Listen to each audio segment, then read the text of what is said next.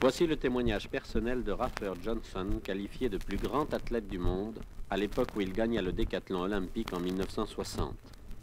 Précisons qu'il battit par 3 fois le record mondial du décathlon dans les années 55, 58 et 60. De nombreux autres succès ayant couronné sa carrière athlétique, rappelons ici ce qu'écrivait de lui un journal russe à la suite de son record lors de la compétition entre la Russie et les États-Unis en 1958. La performance de Johnson va faire honneur, et pour longtemps, au tableau des records athlétiques mondiaux. Et de son côté, le Time Magazine écrivait en 1960, après son record olympique, « Assurément, par son caractère autant que par ses prouesses, Rafer Johnson approche l'ancien idéal olympique de l'athlète complet. » Mais écoutons plutôt son expérience personnelle. « À mon avis, dit-il, 3 choses sont essentielles en athlétisme.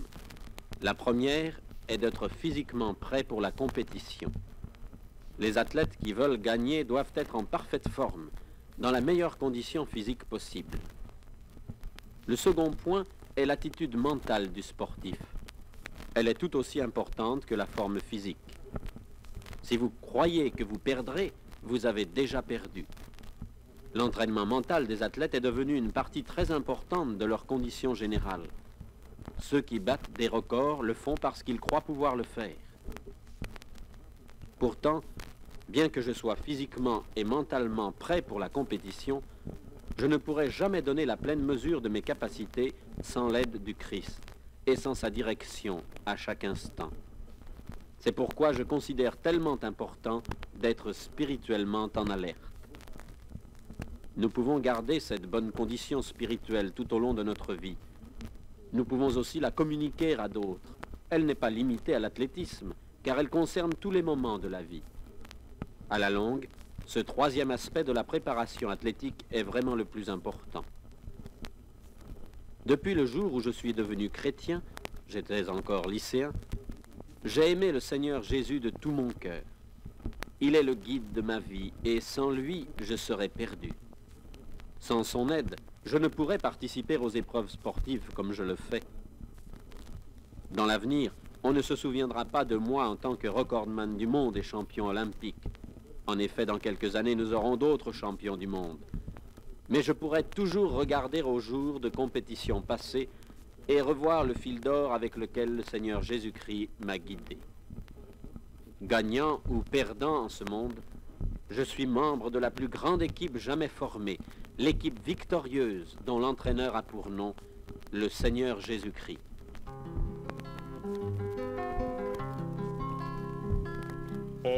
Pardonnez-moi Jésus, le sauveur éperdu, l'ami tant désiré de mon cœur altéré. Il n'est point de bonheur sans ce divin sauveur. Aussi je ne veux plus que le nom de Jésus.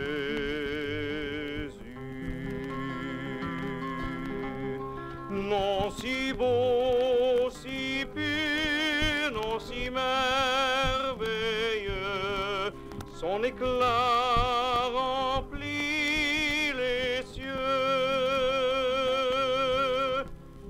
J'ai trouvé le bonheur, j'ai trouvé le salut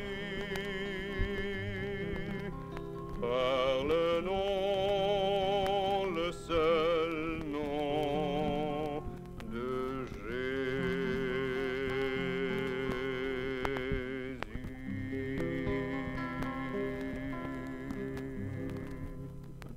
Qu'est-ce que la vie? Peut-être ne vous êtes-vous jamais posé la question, mais c'était pour moi le grand problème. La vie était la chose la plus décevante, la plus déprimante et certainement la plus absurde. Quel pouvait bien être le sens et le but de mon existence? Je n'en savais rien et je ne pouvais supporter l'idée d'avoir à vivre de très longues années de lutte, avec défaites et succès, joie et chagrin pour que tout se termine à la mort. Si vraiment cette personne que j'étais devait tôt ou tard disparaître, ne serait-il pas plus logique alors de me suicider immédiatement et d'en avoir ainsi fini une fois pour toutes? Rien ne pouvait plus me satisfaire. Je haïssais le monde que je trouvais absurde et je me haïssais moi-même parce que j'étais inutile. Je partis en Angleterre puis en Espagne pour oublier mon désespoir, mais rien n'y fit. Rien ne pouvait me donner la paix et parfois je criais dans mon cœur: s'il y a un Dieu, qu'il me parle et me montre ce qu'il veut de moi. Finalement, je décidai que si la réponse ne venait pas bientôt, alors oui, je m'ôterais la vie. Mais la réponse vint. À Barcelone, où j'apprenais l'espagnol, quelqu'un me parla de religion. Et je ne sais comment soudain tout devint clair. Comment avais-je pu être aussi absurde pour croire que cet univers formidable qui nous entoure, que la beauté de la nature, que la perfection même de mon corps soit tous le simple produit du hasard? Non, il y avait un créateur derrière tout cela, un Dieu qui voulait quelque chose de moi, car il m'avait donné une conscience et une intelligence. Je compris que ma vie avait un sens et un but. C'était merveilleux. J'étais enfin utile. Il me fallait vivre pour Dieu. Mais cela était plus vite dit que fait, parce que je ne savais pas comment vivre pour lui, comment me mettre en rapport avec lui. Et bientôt j'étais de nouveau dans le désespoir, parce que je n'arrivais pas à faire ces choses que Dieu me demandait. Il me fallait l'aimer, et moi je ne recherchais que ce qui me plaisait à moi. Il me fallait aimer mes semblables, et j'en étais jaloux, envieux. Non, je n'obéissais pas, et je me voyais maintenant condamné et rejeté par le Dieu que je venais de découvrir. Je réalisais enfin que Jésus-Christ était ma solution. Il était Dieu venu dans ce monde pour mourir à ma place et porter sur lui la condamnation que méritait ma désobéissance.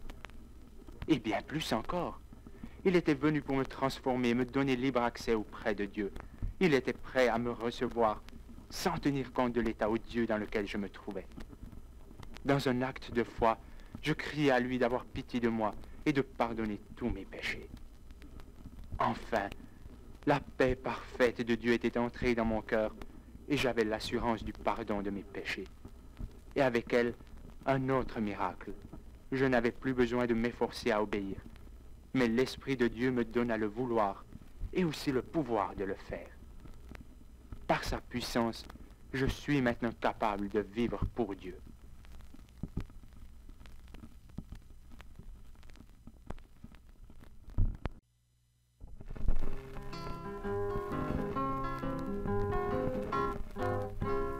Mon ami, le Seigneur passe aujourd'hui sur ton chemin. Mon ami, saisis sa grâce dans sa main, mets donc ta main. Mon ami, veux-tu le bonheur? Donne-lui ta vie, ton cœur. Mon ami, à sa prière, réponds oui, libre et sincère. C'est Jésus, l'appel de Jésus, c'est sa voix qui parle en toi. Aujourd'hui, ouvre à ton Sauveur, ouvre-lui tout grand ton cœur. Mon ami, donne ton fardeau, ton souci et tous tes maux. Mon ami, sur le calvaire, Christ a pris ta vie amère. Mon ami, pour être sauvé. Il suffit de regarder Golgotha, lieu d'agonie. Golgotha, lieu de ta vie. Va en paix, ta foi t'a sauvé. Ton péché est pardonné. Ne crains point, mais sur ton chemin, va en paix, oui, va en paix, oui, va en paix, oui, va en paix.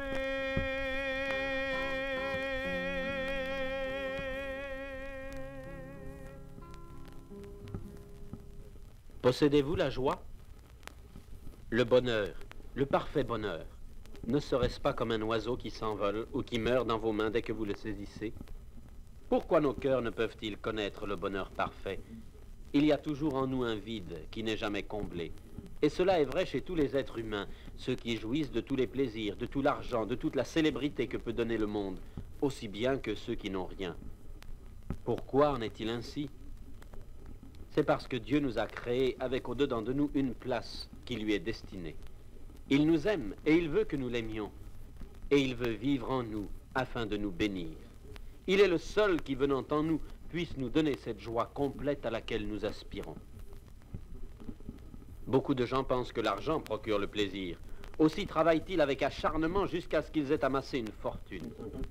Mais quand ils ont enfin atteint leur but, ils sont encore insatisfaits. Certaines personnes disent qu'il faut avoir une religion pour trouver la solution à ce problème. D'autres prétendent que d'avoir une bonne santé, c'est tout ce qu'il faut. D'autres encore pensent que les plaisirs apportent le bonheur et ils gaspillent tout ce qu'ils possèdent pour jouir de la vie. Mais aucune de ces choses ne peut combler le vide intérieur que nous éprouvons dès que nous sommes seuls avec nos pensées.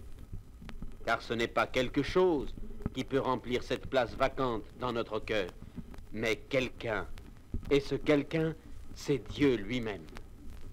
Nous avons besoin d'être aimés, plus que de toute autre chose, et personne sur cette terre n'est capable de nous aimer comme Dieu nous aime.